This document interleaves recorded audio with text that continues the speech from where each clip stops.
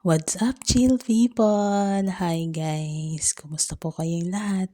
For today's video, may continuation yung ating unboxing.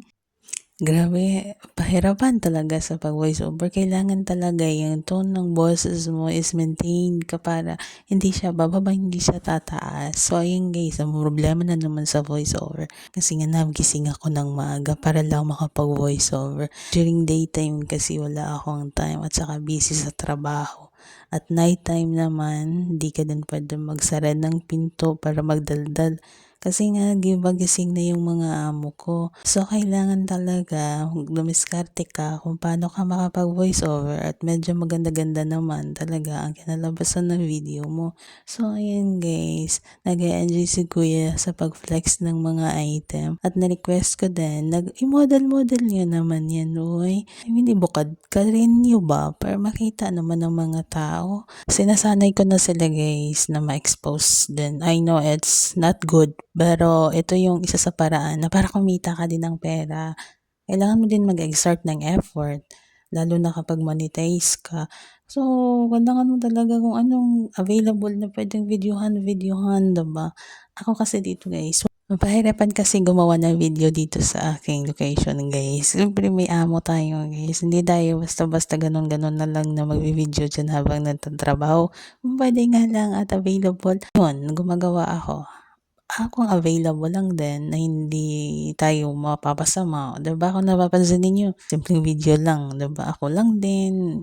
May makunting makakita sa bahay na to. Kusina lang naman. So ayan na nga guys, inaayos na ni Kuya yung sling bag. Kasi sabi ko, bakit hindi mo kaya iparehas yung paglagay sa isang bag? So ayan. At iba pala. Ang ganda din ng lock ng bag na yan guys. Talagang mapapamura ka guys. Mapapamura ka sa mura na at may kwalidad pa. Hindi siya ganun kaparehas sa isa na may quality talaga. Yeah. Shiny, leather. Parang leather talaga na makinang-kinang. Parang isang isa hindi siya ganun kakinang guys. Pero pwede na. Pwede na talaga. Kapag wala ka namang masyadong budget, you can have the first one guys. Pwede na siya. O diba? Bag na din siya. Pero kung may budget ka, dun ka na sa medyo may pricey ng kaunti-kaunti lang naman. Yeah. Konti lang siya, hindi naman siya ganun kamahal. Hindi naman umaabot ng 1,000 yan, unlike talaga yung branded talaga na.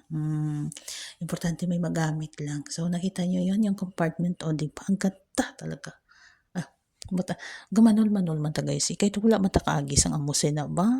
Ay, pila na ta kung di ka tuig-tuod sa abroad. Ay, kita kong kagi bakal-bakal sa mga amusin. Ambot na lang Ay, ambot yung priority mo lahat, mga anak mo, sarili mo, parang wala talaga, hindi ako mahilig mangod sa ganyan, uy, pansin nyo, sa mga video ko, hindi mo na ako mahilig, yung buwis ko guys pa, sabi ko nga mag-change na ako kasi 40s na ako,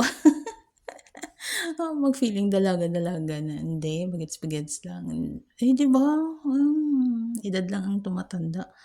Pero, syempre, yung feelings natin, bata pa. Wow, charot. Ayan, maganda din yung bag, guys. Flexing by Kuya.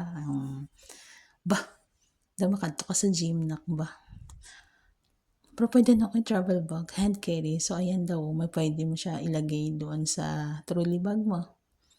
Yan, may maganda tong bag na to, guys, ba? Diba? Kawala ko nga dati, hindi siya ganun ka-quality.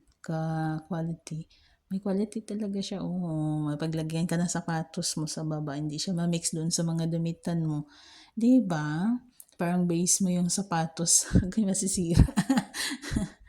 So, ito naman guys. Flex din ng Kuya yung bag niya na ginagamit. Ito yung bag na ginagamit niya guys. Every time na uuwi sa ng bahay, binigay ito sa akin ng amo ko. Kasi nakatambak lang naman dito. Sabi ko, akin na yan. Bigay ko sa anak ko para naman may silbihan. Nakatambak lang dyan eh. Charot. Hindi, ganun talaga. Ganun talaga guys. Sinabi ko talaga yan sa kanya na hindi naman ginagamit. Kung gagamitin pa ba? Siyempre sabi hindi na. Kasi may isang bag pa naman na pang laptop talaga. Ito maganda kasi paglagyan ng laptop, diba? Naka-plain siya. So, ayan yung t-shirt din na plain t-shirt blue para sa aming reunion. Good for medium and large size. Yeah.